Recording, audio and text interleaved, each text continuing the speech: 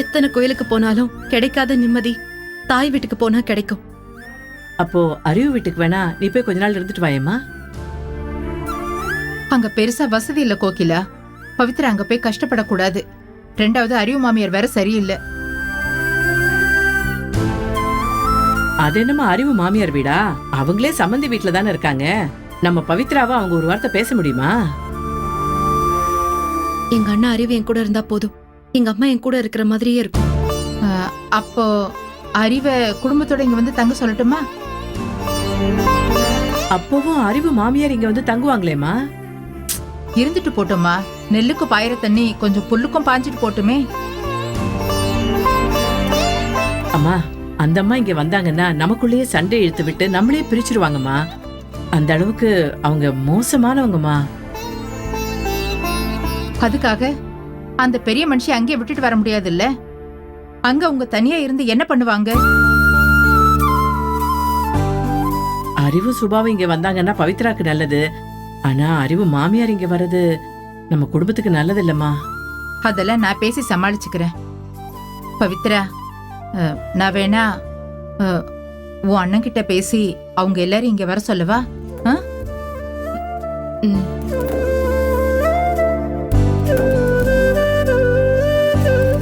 கோகிலா, நீ போய் போன் எடுத்துட்டு வா போ.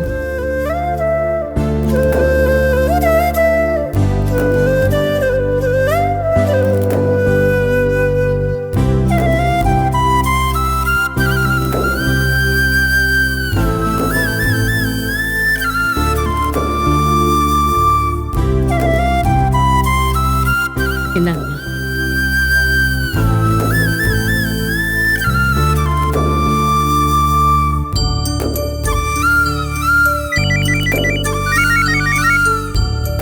பாட்டி. ஹலோ பாட்டிமா, எப்படி இருக்கீங்க?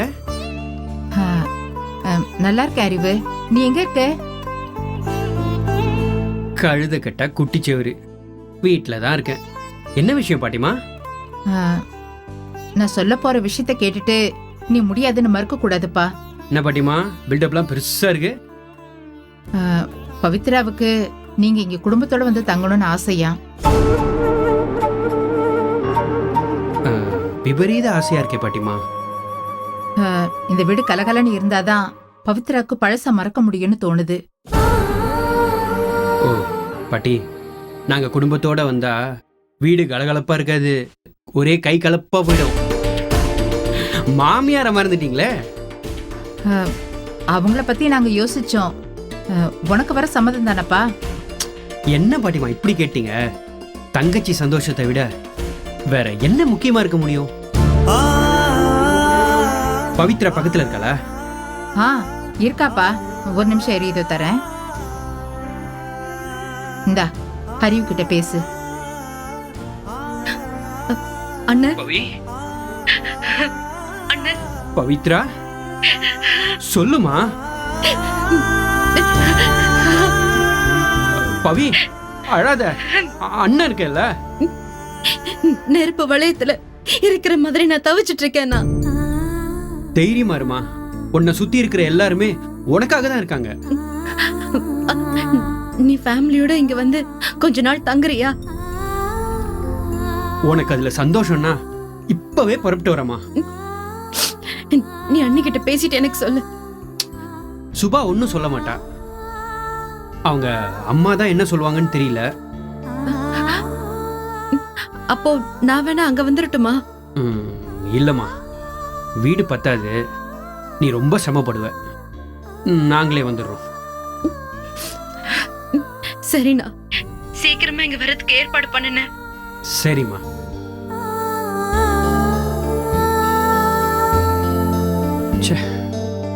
பவித்ராவோட நிலைமை எந்த பொண்ணுக்கும் வரக்கூடாது.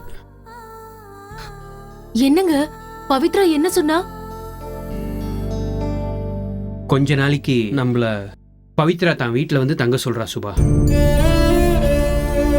உனக்கு சம்மதம் தானே? அதான் வரோன்னு சொல்லிட்டீங்கல்ல, அதுக்கப்புறம் என்ன? போவங்க. இப்போதைக்கு செட்டில் ஆக வேண்டாம், விருந்தாளி மாதிரி கொஞ்ச நாள் இருந்துட்டு வந்துடலாம். சரி, எப்படி இருந்தாலும் எனக்கு சம்மதம் தான். ஆமா, எப்ப போக போறோம்? அது எங்க போறீங்க சுபா? அம்மா, பவித்ரா அவங்க வீட்ல வந்து கொஞ்ச நாள் எங்களை தங்க சொல்றா. போயிட்டு வாங்களே. நீயும் தாமா வர போற? இப்ப இருக்கிறதே சம்மந்தி வீட்ல. இதுவே எனக்கு மனசுக்கு ஒப்பல. இந்த லட்சணத்துல சம்மந்தியோட சம்மந்தி வீட்ல போய் பொழப்ப ஓட்டணுமா? நான் எல்லாம் வரலப்பா.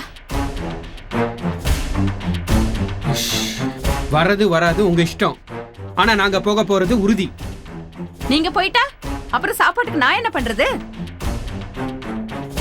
அதுக்கு தாமா நீயும் எங்க கூட வந்துருன்னு சொல்ற. ஏற்கனவே அந்த வீடு முதியோர் இல்ல மாதிரி இருக்கு. அந்த கும்பல்ல என்னையும் வந்து சேர சொல்றியா? இந்த பாருங்க, சும்மா வளவலன்னு பேசாதீங்க. விருப்பம் இருந்தா வாங்க, அவ்வளவுதான் சொல்ல முடியும். ஏதோ அவங்க ஆசைப்பட்டு கூப்பிட்டா உடனே நீங்க நாக்கு தொங்க போட்டுக்கிட்டு. கொஞ்சம் வாயை மூடுறீங்களா? ஏன் தங்கச்சி வீட்டுக்கு போறதுக்கு நான் எதுக்கு நாக்க தொங்க போட்டு போனோம்? நான் வரலங்க. எனக்கு ஒரு வழியை சொல்லிட்டு போங்க. ஏதாவது அநாத ஆசிரமத்துக்கு வழி காட்டுறேன், போயிட்டே இருங்க. ஆ? நான் அநாத ஆசிரமத்துக்கு போகணுமா? நான் எப்பேற்பட்ட குடும்பத்துல பிறந்தவ தெரியுமா? இங்க பாருங்க, தங்க தட்டுல சாப்பிட்டவங்களாம் அலுமினிய தட்டுல அவுன்சு சோறு சாப்பிட்டுட்டு இருக்காங்க. அவங்கள விட நீங்க பெரிய குடும்பமா? அம்மா, ஏமா வம்பா பேசிட்டு இருக்க? பவித்ரா உன்னை நல்லாவே பாத்துப்பா. உனக்கு எந்த குறையும் வைக்க மாட்டாமா? ஒரு சின்ன குறை வந்தா கூட நான் உடனே வீட்டை விட்டு கிளம்பி வந்துருவேன். வீட்டை விட்டு வந்தா தெருவுக்கு தான் வரணும். மாமியார் தெருவுக்கு போறத பார்த்து சந்தோஷப்படுற ஒரே மருமக நீங்க தான். அந்த அளவுக்கு மருமகனை குடும்பப்படுத்திருக்கீங்க. ஏங்க, அவங்க தான் புரியாம பேசுறாங்கன்னா நீங்களும் பதிலுக்கு பதில் பேசிட்டு இருக்கீங்க. பவித்ரா வீட்டுக்கு அவங்க வருவாங்களா இல்லையான்னு கேட்டு சொல்லு. அம்மா, நீ என்னமா சொல்ற? பவித்ரா வீட்டுக்கு வரியா வரலையா? வந்து தொலைக்கிறேன். அப்படி ஒன்றும் சலிப்பாலாம் வர வேண்டாம். இஷ்டம் இல்லைன்னா சொல்ல சொல்லு. அவசரமா போறதுக்கு பக்கத்துல ஒரு ஆசிரமம் இருக்கு. நான் ஆசிரமத்துல அநாத மாதிரி இருக்கணும், அதானே உங்க ஆசை? சொந்த பந்தங்களை எடுத்தெறிஞ்சு பேசினா அநாத மாதிரி தான் வாழணும். ஐயோ, நீங்களாச்சும் கொஞ்சம் வாயை மூடுங்களேங்க. சரி, நான் தானே வாய மூடி ஆகணும். அம்மா, நீயும் எங்களோட கிளம்பி வரணும். அதுவும் உன் வீடு மாதிரிதாமா. வரேன்னு தான் சொல்லிட்டேன்ல, அப்புறம் என்ன? அநேகமா நாளைக்கு போக வேண்டியிருக்கும். துணிமணிலாம் எடுத்து வச்சுக்கோங்க.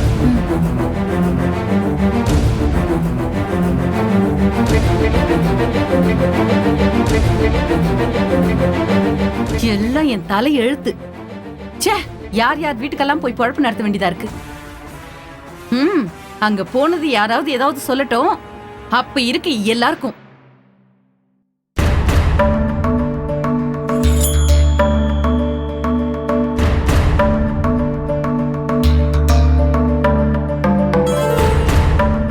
என்னம்மா ஸ்வேதா, எஸ் ஸ்டீஃபன் ராஜ் எப்படி இருக்காரு? ஒரு அளவுக்கு நார்மல் ஆயிட்டாரா? Good doctor. எல்லாம் நீ காட்டுற அன்புனாலதாம்மா. Sure. Hello mister Stephen Raj, please come sit here.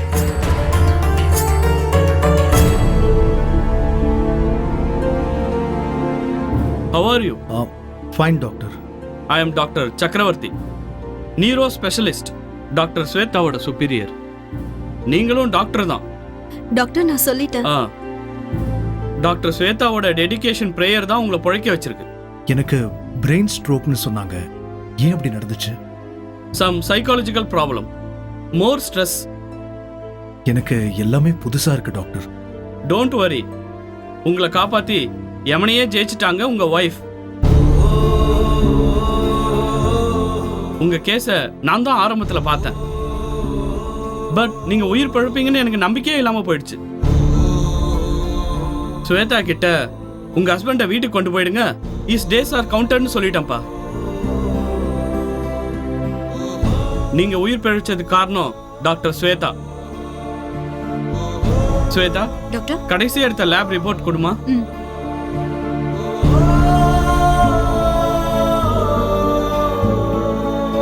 Excuse me doctor. Nice.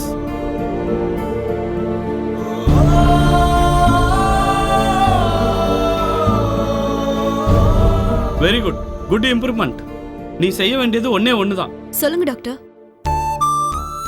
Doctor ஸ்டீஃபனுக்கு நீங்க தான் மனைவிங்கிற விஷயமே தெரியாது. அதை நீங்க தான் சொல்லி புரிய வைக்கணும். Yes doctor. ஸ்டீஃபன், இவங்க தான் உங்க ஒய்ஃப்னு உங்களால ரெகக்னைஸ் பண்ண முடியுதா? அவங்க சொன்னாங்க.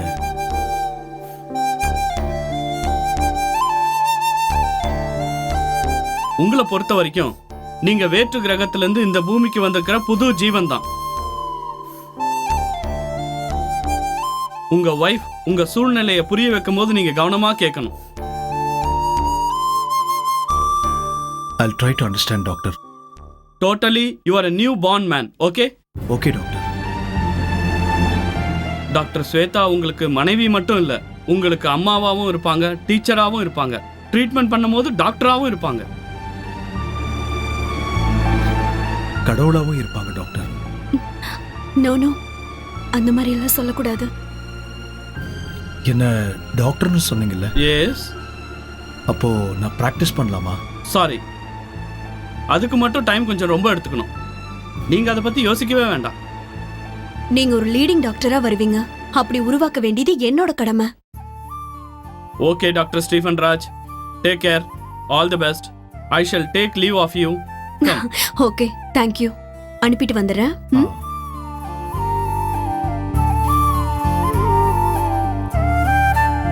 ஸ்வேதா, நீங்க ரொம்ப ஸ்ட்ரெயின் எடுத்தாதான் அவரை உங்க ஹஸ்பண்ட்னு புரிய வைக்க முடியும். ம், ஷூர் டாக்டர். ஆஸ் அ டாக்டரா உங்களுக்கு தெரியாதது இல்ல, உங்களை அவர் ஒய்ஃப் இல்லைன்னு சொல்றது கூட வாய்ப்பு இருக்கு.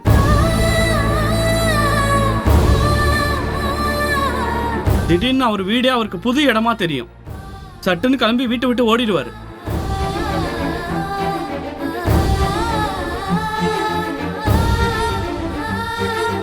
என்ன செய்யல டாக்டர்? உங்க டாக்டர் ப்ரொஃபஷனை விட்டுட்டு கொஞ்ச நாளைக்கு அவர் கூடயே இருக்கணுமா? அவரை விட எனக்கு வேலை முக்கியம் இல்ல டாக்டர். என் வீட்லயே ஒரு கிளினிக் ஓபன் பண்ணி அவரையும் நான் பார்த்துப்பேன் டாக்டர். என்னுடைய ஜூனியர் நீ என்னையே மிஞ்சிட்ட. I am very proud of you. Bye. Thank you doctor.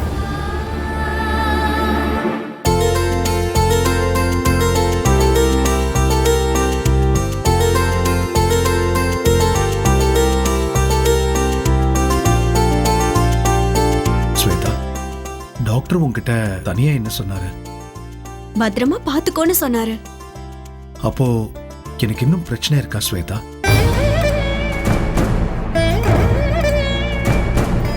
நீ யோசிக்கிறத பார்த்தா எனக்கு ஏதோ பிரச்சனை இருக்கு, அப்படிதானே? சச்சா, நீங்க நார்மல் ஆகிறதுக்கு வருஷ கணக்குல கூட ஆகும்னு சொன்னாரு. உனக்கு தான் ரொம்ப சிரமம். I am sorry Shweta. Please, எதுக்கு சாரி? நான் உங்க வைஃப். புருஷனுக்கு சர்வீஸ் பண்றதை விட இந்த உலகத்துல ஒரு பொண்ணுக்கு சந்தோஷம் வேற எதுலயும் இல்ல.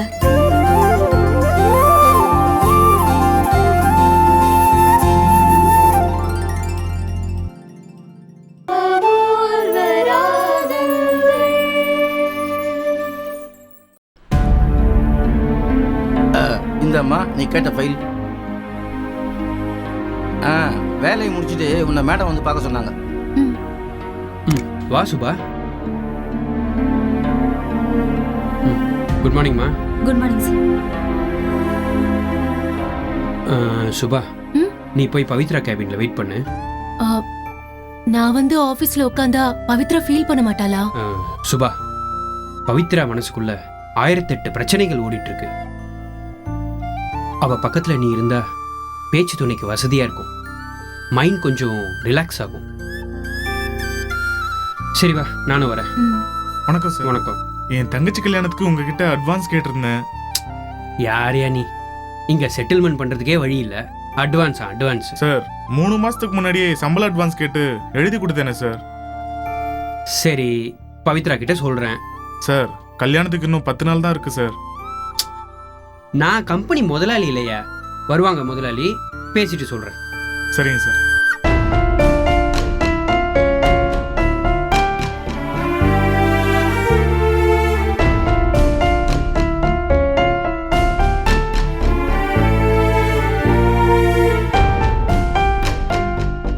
உட்கார். பேசாம இங்கேயே எனக்கு ஒரு வேலை போட்டு கொடுக்க சொல்லுங்க. சுபா, பவித்ரா கம்பெனியை ஆட்டம் கண்டு போயிருக்கு. ரியல் எஸ்டேட் பிஸ்னஸ் கொஞ்சம் டவுன் ஆயிடுச்சு. அதனால கட்டி வச்ச வீடெல்லாம் அப்படியே இருக்கு. அப்படியா? அப்போ கம்பெனியை இழுத்து மூடிடுவாங்களா? 280 வீடு கட்டி முடிச்சாச்சு.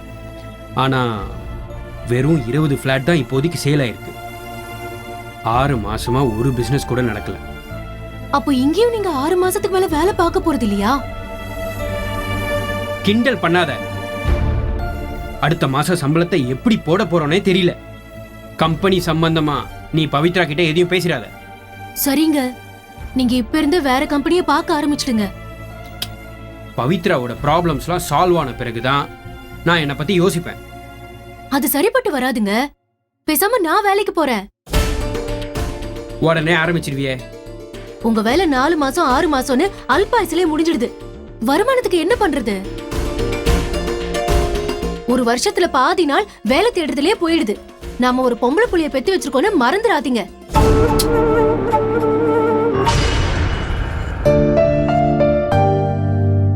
என்ன பத்மினி, பவித்ரா டிஸ்சார்ஜ் ஆகி வீட்டுக்கு வந்துட்டாளா? நேத்தே வந்துட்டாங்க அத்தை. நானும் போயிருந்தேன். என்ன நல்லா விசாரிக்க போயிருந்தியா?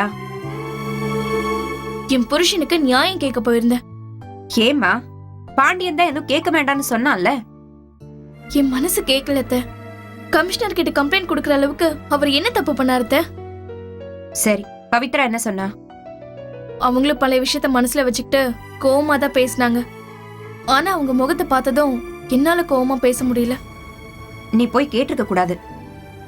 ஏன் தான் இப்படி பண்ணோன்னு பவித்ரா நிச்சயமா ஃபீல் பண்ணிருப்பா. ம்ஹும். அவங்க பேசினதுல இருந்து அப்படிலாம் ஃபீல் பண்ணுவாங்கன்னு தோணல அத்தை. அப்படி என்ன பேசினா? உன் புருஷன் அரெஸ்ட் ஆகி ஜெயிலுக்கு போற வரைக்கும் நான் விட மாட்டேன்னு சொன்னாங்க.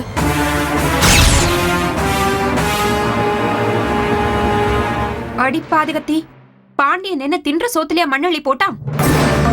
எனக்கு அப்பதான் அந்த கோவமே வந்தது. பின்ன இப்படி பேசினா செத்த போனதுக்கு கூட இல்ல கோவம் வரும். கொஞ்சம் கோவமா பேசினதும் பாட்டி அம்மாவும் கத்த ஆரம்பிச்சிட்டாங்க. அவங்க பவித்ராவுக்கு சாதகமா கத்தனா தானே அங்க இருந்து காலத்தை தள்ள முடியும். அறிவு வைஃப், அறிவு மாமியார் எல்லாரையும் அங்க வந்து தங்க சொல்லிருக்காங்களா? அறிவு மாமியார் வராங்களா? வீடு விளங்குன மாதிரி தான். நீ பேசாம உன் பாட்டியை இங்க கூட்டிட்டு வந்துரு. அவங்க இப்போதைக்கு வரமாட்டாங்க அத்தை. அறிவு மாமியார அவங்க புத்திய காட்ட ஆரம்பிச்சிட்டா அவங்களே கிளம்பி இங்க வந்துருவாங்க.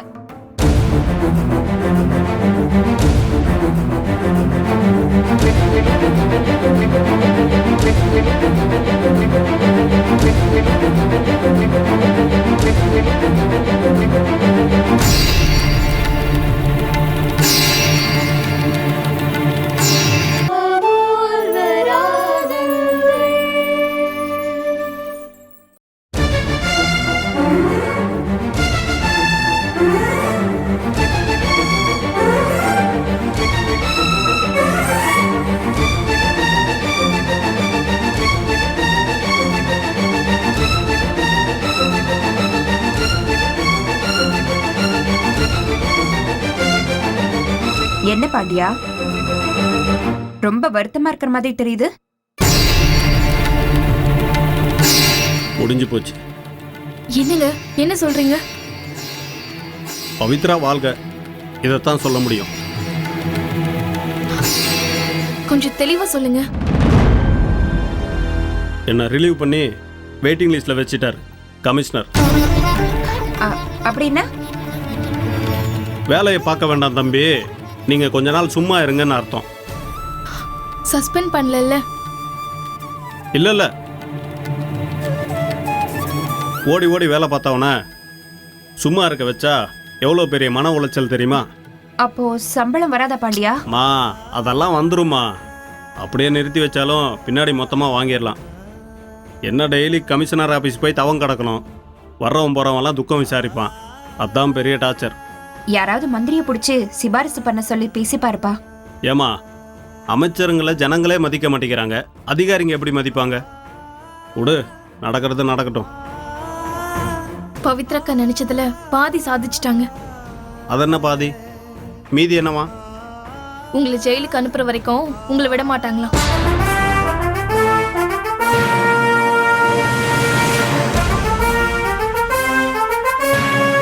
எதுக்கு போய் பவித்ரா கிட்ட சண்டை போட்ட? நான் தான் போக வேண்டாம்னு சொன்னேன்ல. என் புருஷனை பத்தி அபாண்டமா பழி சொன்னா நான் எப்படிங்க சும்மா இருக்க முடியும்?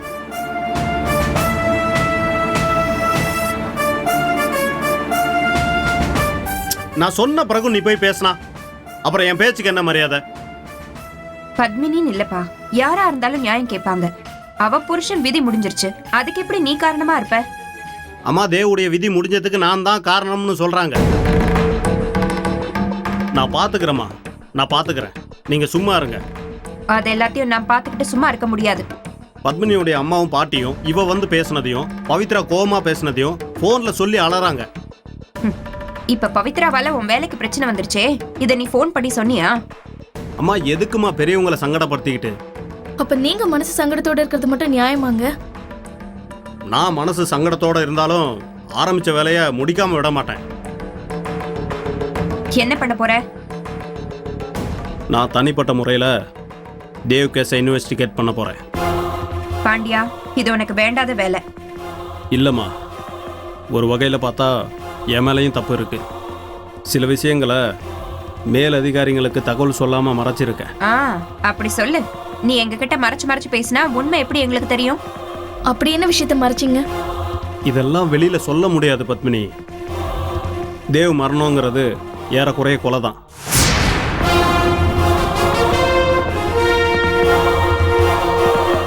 செஞ்சவன் யாருன்னு கண்டுபிடிக்காம ஓய மாட்டேன். என்னங்க, உங்களுக்கு நேரமே சரியில்லை போல. கொஞ்ச நாள் எந்த சிந்தனையும் இல்லாம ஏதாவது கோயில் குளத்துக்கு போயிட்டு வரலாமா? நீ வேணா போயிட்டு வா. ஆமா, இந்திரா இங்க வீட்டுல இருக்காளா? ஏதோ ஃபோன் வந்துச்சு, வேகமா கிளம்பி போனா. எங்க போயிருக்கான்னு அவளுக்கு மட்டும்தானே தெரியும்.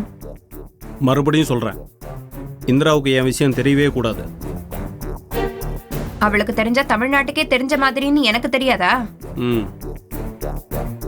ஏமா அவளை புருஷன் வீட்டுக்கு அனுப்பிச்சு விடாமா? ஒன்னாலதான் அவன் என் பேச்சே மதிக்க மாட்டேங்கிறா. அவ யார் பேச்சதான் மதிக்கிறா? பத்மினி, இங்க பாரு, மறுபடியும் பவித்ரா கிட்ட போய் சண்டை போடாத. அதான் முடிஞ்சு போச்சு. இனி சண்டை போட்டு என்ன ஆக போகுது? இல்ல, பவித்ரா அவங்க செஞ்சது தப்புன்னு கண்டிப்பா உணர்வாங்க.